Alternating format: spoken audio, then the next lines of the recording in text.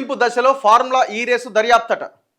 ACB అవినీతి నిరోధక శాఖ ఈ కేసును డీల్ చేస్తున్నది. సిట్ వేశారు దానికి. ఇందులో నెలాఖరులోపు అభియోగ పత్రాల దాఖలుకు అవినీతి నిరోధక శాఖ యోచన, ఛార్జ్షీట్ ఫైల్ చేయబోతున్నదట. అందుకే మరోసారి విచారణకు రావాలని కేటీఆర్కు నోటీసులట. మరి దర్యాప్తు ముగింపు దశకు వచ్చిందంటే మరి యాక్షన్ ఉంటుందా? కేటీఆర్ని అరెస్ట్ చేస్తారా? ఫార్ములా ఈ రేసు కేసు దర్యాప్తు కీలక దశకు చేరుకుంది. ఈ నెలాఖరులోపుగా అభియోగ పత్రాలు దాఖలు చేయాలని ఏసీబీ అధికారులు భావిస్తున్నారు. విచారణకు రమ్మని మాజీ మంత్రి కేటీఆర్కు నోటీసులు ఇవ్వడం వెనుక ఉద్దేశం ఇదే అని తెలుస్తోంది. ఇప్పటికే ఈ కేసుకు సంబంధించి మిగతా దర్యాప్తు పూర్తి చేసిన అధికారులు ఇందులో ప్రధాన నిందితుడిగా ఉన్న కేటీఆర్ ద్వారా మిగతా వివరాలు రాబట్టి అనంతరం అభియోగ పత్రాలు దాఖలు చేయాలని భావిస్తున్నట్టు సమాచారం. కేసు నమోదై 5 నెలలు పూర్తి కాగా ఇంకా ఎక్కువ కాలం దర్యాప్తు పేరుతో కాలయాపన చేస్తే తప్పుడు సంకేతాలు వెళ్తాయని భావిస్తున్న అధికారులు వీలైనంత త్వరగా దీన్ని తేల్చాలి అని భావిస్తున్నారు. మరి ఇప్పుడు దర్యాప్తు ముగింపు దశకు వచ్చింది అని అంటే ఇక ఆయన అరెస్టే మిగిలినట్టు కదా. మరి ఇప్పుడు ఈసారి జరిగే ఎంక్వైరీలో కేసీఆర్ని విచారణకు పిలిచిన నోటీసులు ఇచ్చి విచారణకు పిలవబోతున్న నేపథ్యంలో ఈ విచారణ సందర్భంలోనే ఆయన అరెస్ట్ చేసే అవకాశాలు ఉన్నాయా? మరి ఇది చూస్తుంటే అదే కనిపిస్తున్నది. కానీ వీళ్ళకి చిత్తశుద్ధి, ట్రాన్స్పరెన్సీ ఉంటే ఆ ప్రయత్నం చేస్తారు.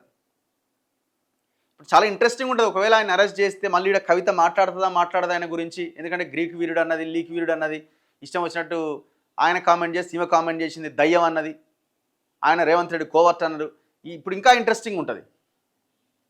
దర్యాప్తులో వెల్లడైన అంశాలు నిర్ధారించుకునేందుకు ఆయనకు నోటీసులు ఇచ్చారట. హైదరాబాద్లో 2024 ఫిబ్రవరిలో నిర్వహించ తలపెట్టిన ఫార్ములా ఈ రేసులో అవకతవకలు జరిగాయంటూ అవినీతి నిరోధక శాఖ గత ఏడాది డిసెంబర్ 19వ తేదీన కేసు పెట్టింది.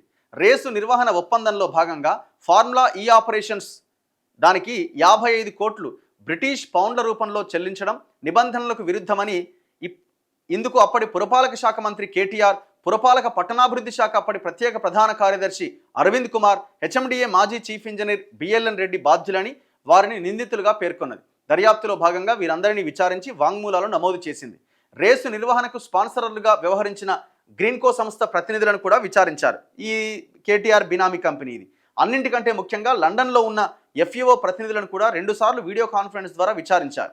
ఇందులో ఎఫ్ఈఓ ప్రతినిధులు వెల్లడించిన కీలక అంశాల ఆధారంగానే తదుపరి దర్యాప్తు కొనసాగుతున్నది. సాధారణంగా ప్రభుత్వ సంస్థలు విదేశాలకు నగదు బదిలీ చేసినప్పుడు ఆర్బీఐ అనుమతి తీసుకోవాలి. అలా చేయకుండా నేరుగా విదేశాల్లో ఉన్న ప్రైవేట్ సంస్థకు 55 కోట్లు బదిలీ చేయడం వెనుక ఏమైనా పరమార్థం ఉందా? ఈ డబ్బంతా ఇప్పుడు ఎవరి ఖాతాలో ఉన్నది అన్న విషయాలు కీలకంగా మారినాయి. నిధుల బదిలీకి సంబంధించి తమ దర్యాప్తులో వెల్లడైన అంశాలు నిర్ధారించుకునేందుకు ఈ కేసులో నిందితులుగా ఉన్న వారిని మరోమారు విచారించి దీనికి ముగింపు పలకాలని భావిస్తున్నారు. వాస్తవానికి మే 28వ తేదీన కేటీఆర్ను విచారించాల్సి ఉన్న విదేశీ టూర్ కారణంగా తాను హాజరు కాలేనని ఆయన సమాధానం ఇచ్చారు. విదేశాల నుంచి తిరిగొచ్చాక విచారణకు వస్తానని అందులో పేర్కొన్నారు.